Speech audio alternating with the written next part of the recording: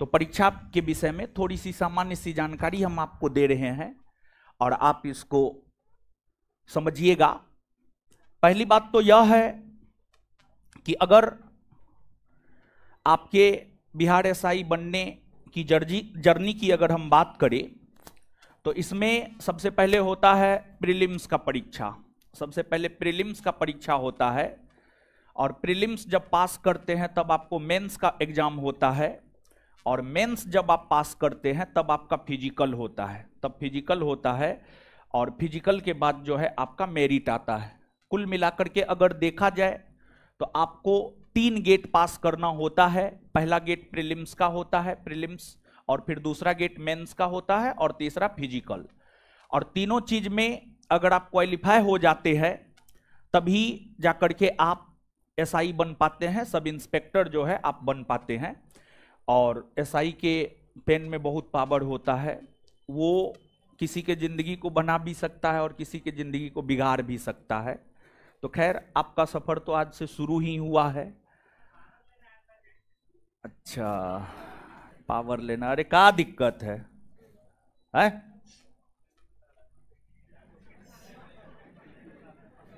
क्या क्या बोल रहा है तुम?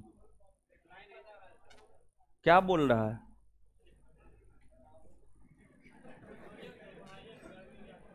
चलिए, तो पहला दरवाजा प्रीलिम्स, दूसरा मेंस, तीसरा फिजिकल और चौथा जो होता है, चौथा मेरिट होता है।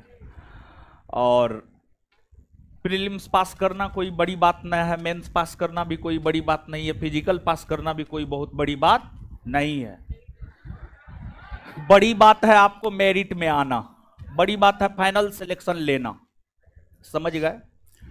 और फाइनल सिलेक्शन लेने के लिए जो है काफी एकाग्रचित होकर के आपको काम करना पड़ेगा, काफी अधिक एकाग्रचित होकर के काम करना पड़ेगा।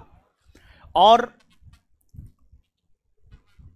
आप हमेशा इस बात को याद रखिएगा, सफल होने वाले लोग कोई अलग काम नहीं करते हैं बल्कि उसी काम को अलग तरीका से करते हैं, इसी वजह से लोग सफल हो जाते हैं।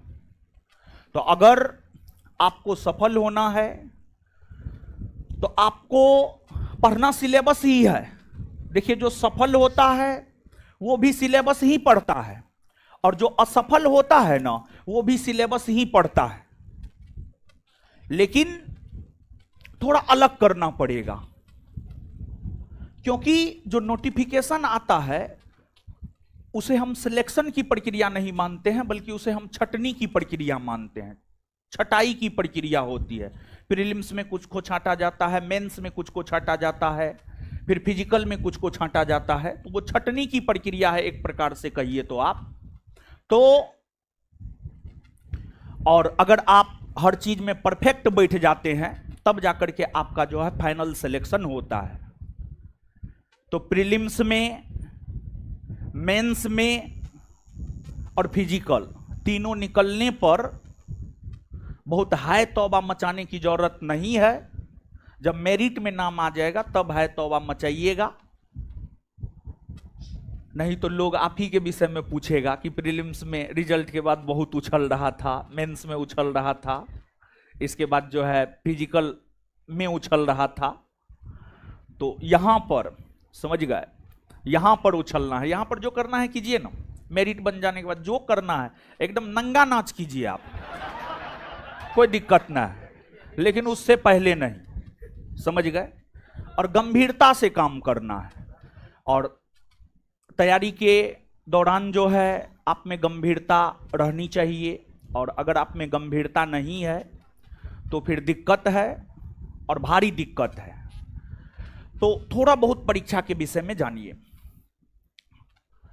परीक्षा जो आपको होता है इसमें सबसे पहले आप उम्र जानिए, उम्र जानिए। उम्र की अगर हम बात करें तो जनरल कैटेगरी में मेन की अगर आप बात करेंगे यानी पुरुष की अगर आप बात करेंगे तो मिनिमम उम्र 20 वर्ष और मैक्सिमम उम्र 37 वर्ष। और ओमेन यानी महिला की अगर हम लोग बात करें तो इसमें जो है आपको जनरल कैटेगरी में मिनिमम उम्र 20 वर्ष और मैक्सिमम उम्र जो है आपको 40 वर्ष, मैक्सिमम उम्र आपको 40 वर्ष जनरल कैटेगरी में।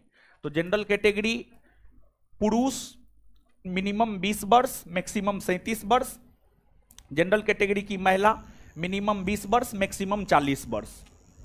इसके बाद ओबीसी और ईबीसी दोनों, ओबीसी एंड ईबीसी दोनों कैटेगरी में अगर आप आएंगे तो पुरुष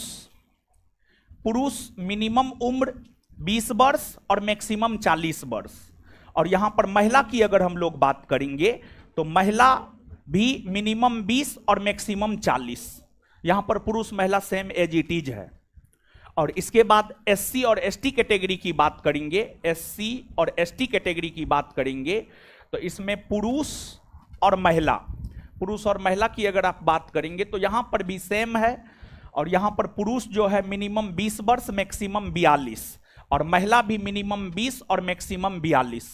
ये उम्र के विषय में हम आपको बता रहे हैं, ये उम्र का तकाजा है।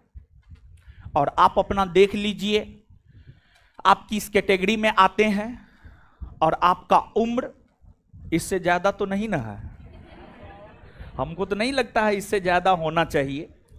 तो कुल मिलाकर के अगर देखा जाए तो आप सब लोग इस परीक्षा का फॉर्म भरने के लिए एप्लीकेबल हैं और परीक्षा देने के लिए भी जो है आप लोग एप्लीकेबल हैं। तो ये उम्र का तकाजा हो गया। उम्र के बाद इसके बाद एजुकेशन क्वालिफिकेशन, एजुकेशन क्वालिफिकेशन की अगर हम बात करें तो आप ग्रेजुएट होना चाहिए। आप ग्रेजुएट किसी भी सब्जेक्ट से हैं, आप मैथ से हैं, आप फिजिक्स से हैं, आप हिस्ट्री से हैं, आप ज्योग्राफी से हैं, कोई फर्क नहीं पड़ता है, सिर्फ आप ग्रेजुएट होना चाहिए। और जो लोग जनरल में ईडब्ल्यूएस कैटेगरी से बिलोंग करते हैं वो 1/8/2024 से पहले का ईडब्ल्यूएस सर्टिफिकेट बना लीजिएगा, और जो लोग ओबीसी कैटेगरी से बिलोंग करते हैं वो 1/8/2024 से पहले अपना एनसीएल बना लीजिएगा। अगर आप ओबीसी कोटा का लाभ उठाना चाहते हैं तो आप अपना एनसीएल बना लीजिएगा, क्योंकि जो लास्ट नोटिफिकेशन आया है 2023 में उसमें कटअप तिथि 1/8/2023 ही निर्धारित किया गया था, और सामान्य तौर पर 1 अगस्त ही निर्धारित किया जाता है कटअप तिथि, और इस बार भी नोटिफिकेशन आने की संभावना अगस्त में है, अगस्त सितंबर में नोटिफिकेशन आने की संभावना है। तो उसमें भी कटअप तिथि जो है आपको 1/8/2024 निर्धारित करेगा।